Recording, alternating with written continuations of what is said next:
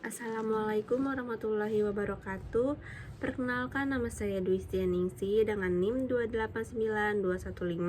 28921501153 Prodi Manajemen B. Di sini saya akan mempresentasikan perpajakan. Di sini saya akan menjawab soal esai nomor 1. Pertanyaan: objek pajak adalah penghasilan, yaitu setiap tambahan kemampuan ekonomis yang diterima atau diperoleh wajib pajak, baik yang berasal dari Indonesia maupun dari luar Indonesia, yang dapat dipakai untuk konsumsi atau untuk menambah keyakinan wajib pajak yang bersangkutan. Jelaskan penerapan pengertian baik yang berasal dari Indonesia maupun dari luar Indonesia dalam perpajakan di Indonesia dengan memberikan contoh aplikasi pelaksanaannya. Jawab: A. Penggantian atau imbalan berkenan dengan pekerjaan atau jasa yang diterima atau diperoleh termasuk gaji, upah, tunjangan, honorer, komisi, bonus, gratifikasi, uang pensiun, atau imbalan dalam bentuk lainnya, kecuali ditentukan lain dalam undang-undang ini. B. Hadiah dari undian atau pekerjaan untuk kegiatan dan penghargaan. C. Laba usaha. D. Keuntungan karena penjualan atau karena pengalihan harta. Perbedaan yang penting antara wajib pajak dalam negeri dan wajib pajak luar negeri terletak dalam memenuhi kebutuhan pajak, antara lain: A. Wajib pajak dalam negeri dikenakan pajak atas penghasilan baik yang diterima atau diperoleh dari Indonesia dan luar negeri, sedangkan wajib pajak luar negeri dikenakan pajak hanya atas penghasilan yang berasal dari sumber penghasilan Indonesia. B. Wajib pajak di dalam negeri dikenakan pajak berdasarkan penghasilan neto dengan tarif umum, sedangkan wajib pajak luar negeri dikenakan pajak berdasarkan penghasilan bruto dengan tarif pajak sepadan. Yang ke-C, ada wajib pajak dalam negeri wajib menyampaikan surat pemberitahuan sebagai syarat untuk menetapkan pajak yang terutang. Dalam luar negeri tidak wajib menyampaikan surat pemberitahuan tahunan karena kewajiban pajak ini terpenuhi melalui pemotongan pajak yang bersifat final. Contoh penerapan aplikasinya WPDN terbagi dua, yaitu penghasilan luar negeri. Contoh gaji dikena PPh asal negara. Yang kedua, penghasilan dalam negeri. Contoh gaji hadiah. Dari gaji ini dikenakan PPh 21 bersifat non final, dan dari hadiah dikenakan PPh 4 ayat 2 bersifat final. Soal kedua, jelaskan apakah yang dimaksud dengan pajak final, bagaimana pelaporannya oleh individu atau badan yang menerima. Berikan analisis dari sisi kebijakan apakah alasan diterapkannya pajak final ini. Pajak final merupakan pajak yang dikenakan dengan tarif dan dasar pengenaan pajak tertentu atas penghasilan yang diterima atau yang diperoleh selama tahun perjalanan. PPh final ini tidak akan dihitung kembali dalam surat pemberitahuan tahunan atau SPT dengan penghasilan lainnya yang tidak final atau non final untuk dikenakan tarif progresif sesuai pasal 17 ayat 1 UU PPh.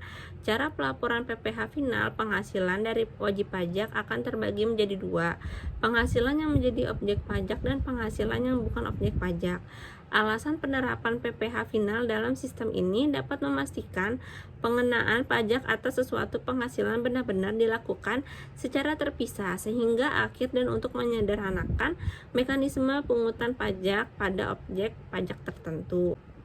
Soal ketiga, A. Bapak Kusuma memulai bekerja di PT Mulia pada tanggal 1 Juni 2021. Gajinya belum berubah dari mulai bekerja sampai sekarang. Berikut adalah komponen gaji yang diterima setiap bulan.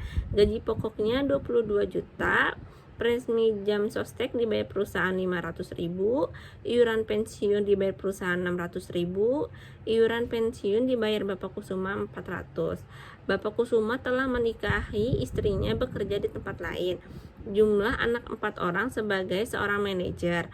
Bapak Kusuma mendapatkan uang tunjangan pembelian mobil senilai Rp 7 juta dan tunjangan pembelian rumah sebesar 6 juta setiap bulannya. Selain itu, Bapak Kusuma juga mendapatkan fasilitas 1 buah BlackBerry senilai 5 juta untuk menunjang komunikasi beserta biaya langganan yang yang dibayarkan oleh perusahaan untuk tagihan bulan Desember Rp 500.000. Pada bulan Desember, Bapak Kusuma menerima bonus sebesar 50 juta. B. Selama bulan Desember 2010, Intan bekerja sebagai sales untuk kegiatan pameran PT Mulia dengan honor sebesar Rp 200.000 per hari. Selama bulan Desember, Intan bekerja selama 10 hari dan gaji diakumulasi dan dibayarkan pada akhir bulan. C. Tita diminta untuk membangun mengerjakan dekorasi untuk kegiatan pameran dengan upah borongan sebesar Rp 1 juta yang diselesaikan selama 4 hari kerja. D. Mr. Smith bekerja sebagai konsultan perusahaan selama 3 minggu di bulan Desember dengan gaji 3.000 US dollar. Kurs yang berlaku adalah 9.000 per US dollar. Smith menikah dan memiliki 2 orang anak. Pak Hermawan diminta untuk berceramah di perusahaan tersebut dan diberikan honorer sebagai pembicara sebesar Rp 15 juta. Diminta A. Hitunglah jumlah PPh yang harus dibayar perusahaan atas gaji dan bonus yang dibayarkan kepada Bapak Kusuma di bulan Desember 2010. B. Hitunglah PPh 21 yang dipotong dari honorer yang diterima Intan, Tita, dan Pak Hermawan. C. Hitunglah PPh 26 yang dipotong dari honorer yang diterima oleh Mr. Smith. Jawaban dari poin A. PPh 21 atas dipotong perusahaan gaji dan bonus yang dibayarkan kepada Bapak Kusuma di bulan Desember 2010. Gaji pokoknya 22 juta, prosmi jam sostek dibayar perusahaan 500.000, iuran pensiun dibayar perusahaan 600.000, iuran pensiun dibayar Bapak Kusuma 400.000, tunjangan pembelian mobil 7 juta, tunjangan pembelian rumah 7 juta, fasilitas 1 buah BlackBerry 5 juta, tunjangan biaya langganan 500 dan bonusnya 50. PTKP perhitungan PPh 21. Gaji pokok 22 juta, penambahan penghasilan, tunjangan pembelian mobil 7 juta, tunjangan pembelian rumah 7 juta, fasilitas 1 BlackBerry 5 juta, tunjangan biaya langganan 500.000 dan bonusnya 50 juta. Resmi jam sostek dibayar perusahaan 500.000. Jadi penghasilan bruto yaitu 92 juta. Pengurangan penghasilan biaya jabatan 5% dikali 92 juta sama dengan 500.000. Iuran pensiun dibayar Bapak Kusuma 400.000. Jadi penghasilan neto Bapak Kusuma yaitu 91.100.000. Jawaban poin B. Perhitungan PPh 21 atas gaji pokok 22 juta, penambahan penghasilan, tunjangan mobil Rp 7 juta, tunjangan rumah 6 juta, dan resmi jam sostek dibayar perusahaan 500.000. Penghasilan bruto. Pengurangan penghasilan yaitu 35.500.000. B. Jabatan 5% dikali 22 juta yaitu 500.000. Iuran pensiun dibayar sendiri Rp 400. Penghasilan neto per bulan adalah jadinya 34.600.000. Penghasilan neto per bulan 7 dikali 34 juta adalah WP-nya Rp 54 juta, kawin Rp 4.500.000, tanggungan 3 Rp 13.500.000. Penghasilan tidak kena pajak atau PTKP yaitu 72 juta. Penghasilan kena pajak atau PKP sebesar 170.200. PPh 21 terutang 5% dikali 60 juta sama dengan 3 juta. 15% dikali 110.200 sama dengan 16.530. PPh 21 setahun Rp 19.570. PPh 21 bulan Rp 1.627.509. Perhitungan potongan PPh 21 atas bonus gaji pokok 7 bulan dikali Rp 22 juta sama dengan 154 juta. Penambahan penghasilan tunjangan mobil 7 bulan dikali 7 juta yaitu 49 juta. Tunjangan rumah 7 bulan kali 6 juta sama dengan 42 juta. Resmi jam sostek dibayar perusahaan 7 bulan dikali 500.000 yaitu 3.500.000. Bonusnya yaitu 50 juta. Penghasilan bruto selama 1 tahun yaitu 298.500 juta. Pengurangan penghasilan B. Jabatan 7 bulan dikali 500.000 sama dengan 3.500.000. Iuran pensiun 7 bulan dikali 400.000 sama dengan 2.800.000. Penghasilan neto setahun, penghasilan tidak kena pajak atau PTKP yaitu 72 juta. Penghasilan kena pajak PKP yaitu 200 juta. PPh 21 terutang 5% dikali 60 juta yaitu 3 juta, 15% dikali 160 juta 200.000 sama dengan 2 juta, 24 juta 30. PPh terutang atas gaji dan bonus setahun yaitu 27 juta 30. PPh 21 atas gaji saja yaitu 19.530.000. PPh 21 atas bonus yaitu 7.500.000. PPh 21 yang harus dipotong yaitu senilai 1.627.500. PPh 21 atas gaji Desember yaitu 7.500.000. PPh 21 atas bonus Rp 9.127.500. C. Upah borongan. Upah borongan sehari Rp 1 juta per 4 jadi sama dengan 250. Upah sehari di atas Rp 150 atau batas PKP jadi 150. PKP-nya 100. Upah borongan terutang pajak 4 dikali 100.000 sama dengan 400.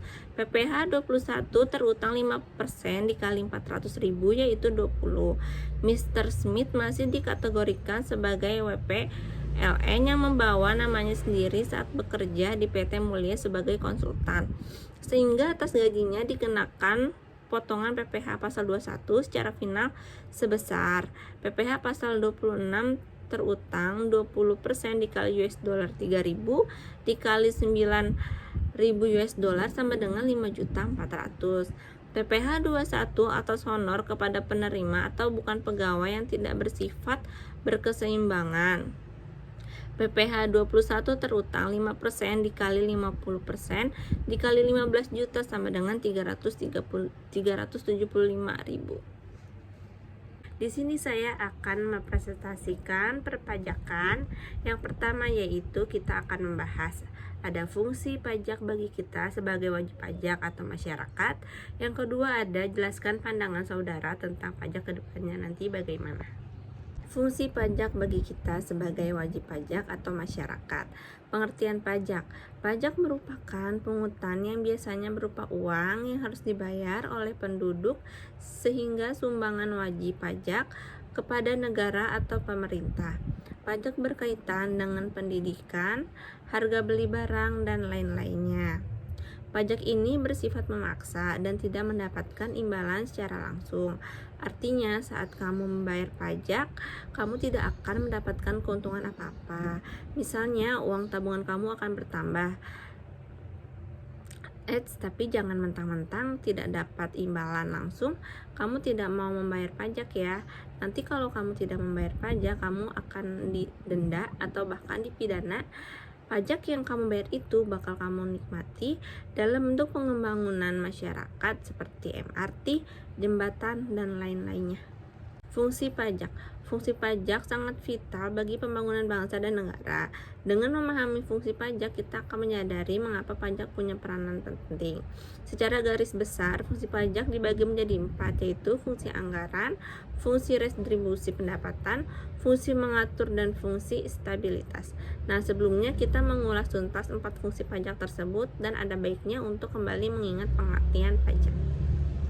Negara, kita tidak akan terlepas dari yang namanya membayar pajak, mulai dari kendaraan bermotor, tanah, dan bangunan, hingga barang yang dibeli itu semua tergolong dalam kewajiban pajak. Bentuk pajak memang bermacam-macam dan mungkin akan terkesan membebani. Namun, jangan salah, pajak ini mampu membawa dampak yang besar bagi masyarakat dan juga negara. Pada dasarnya, pajak lebih dari sekedar kewajiban yang harus dipenuhi di setiap pajak yang kita akan bayarkan, memiliki fungsi dan manfaat yang besar bagi masyarakat dan juga negara. Hadirnya infrastruktur jalan dan bangunan yang memadai, taman kota, lapangan pekerjaan, hingga fasilitas pendidikan dan kesehatan yang dikelola oleh negara adalah bentuk dari penyaluran pajak yang kita bayarkan. Pajak menjadi salah satu sumber pendapatan negara yang digunakan untuk pembangunan maupun untuk keperluan negara lainnya. Agar lebih jelas, berikut adalah beberapa fungsi utama dari pajak, yaitu ada fungsi anggaran. Pajak berperan sebagai sumber anggaran atau tabungan melalui anggaran pendapatan dan belanja negara, bisa disebut juga dengan APBN, untuk melaksanakan program pembangunan yang dilakukan oleh negara. Fungsi mengatur. Pajak berperan sebagai alat untuk mencapai tujuan negara seperti pertumbuhan ekonomi negara. Fungsi stabilitas. Pajak berperan sebagai penyeimbangan situasi perekonomian negara. Dengan semakin banyaknya penerimaan negara, maka akan semakin stabil perekonomian negara. Kestabilan perekonomian dapat dilihat dari peningkatan roda ekonomi masyarakat. Fungsi redistribusi pendapatan. Pajak berfungsi sebagai alat untuk memakmurkan masyarakat. Contohnya dengan menambah lapangan pekerjaan baru. Pandangan saudara tentang pajak nanti ke depannya bagaimana? Lantas, bagaimana pajak nanti ke depannya? Pasti mengalami reformasi demi menyesuaikan dengan perkembangan zaman dan kebutuhan negara. Menurut Menteri Keuangan Sri Mulyani, perpajakan di Indonesia telah mengalami 4 kali periode reformasi dan membangun fondasi perpajakan dan perekonomian yang kuat. Periode pertama reformasi dimulai di tahun 1983 yang mengubah mekanisme pemenuhan kewajiban perpajakan di Indonesia dari official assessment ke self-assessment. Perubahan ini memberikan kesempatan bagi masyarakat untuk berpartisipasi secara langsung dalam iklim perpajakan di Indonesia. Salah satu wujud reformasi pada periode ini adalah pembentukan kantor wilayah DJP serta segmentasi kantor pelayanan pajak atau KPP untuk memudahkan pelayanan dan pengawasan wajib pajak. Kemudian kedepannya mungkin diperlukan reformasi terkait integrasi perpajakan dalam berbagai lini atau sektor. Integrasi sistem perpajakan terutama di sektor barang dan jasa menjadi urgensi pasca pandemi ini.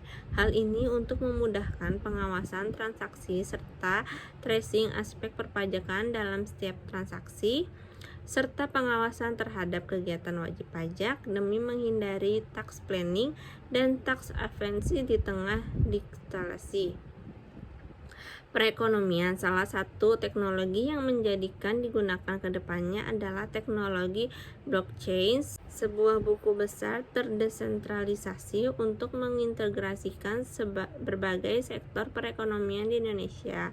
Saat ini masyarakat mungkin mengetahui negara atau MPN serta melacak transfer pricing. Urgensi selanjutnya adalah bagaimana memperbaiki ketimpangan kontribusi sektor usaha terhadap pemerintah pajak dengan kontribusinya terdapat PDB. Misalnya menurut kepada BKF Febrio Kacaribu, kontribusi sekitar real terdapat penerimaan pajak di 2019 sebesar 6,77%, sedangkan kontribusinya terhadap PDB mencapai 14,1%. Pada tahun yang sama, kontribusi sektor perdagangan tersebut 13,6% terhadap PDB dan 18,67% terhadap pajak.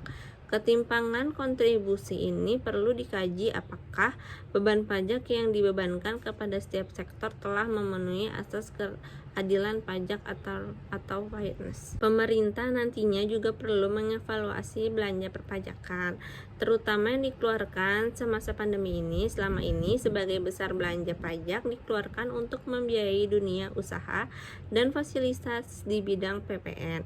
Kedepannya pemerintah perlu mempertimbangkan dengan matang bagaimana belanja perpajakan yang tepat sasaran sesuai dengan roadmap yang telah ditetapkan. Apakah mampu menyerap tenaga kerja, mampu memperluas basis pajak, ataukah mampu mengurangi deadweight loss perekonomian sehingga belanja yang dilakukan tetap efektif dan efisien.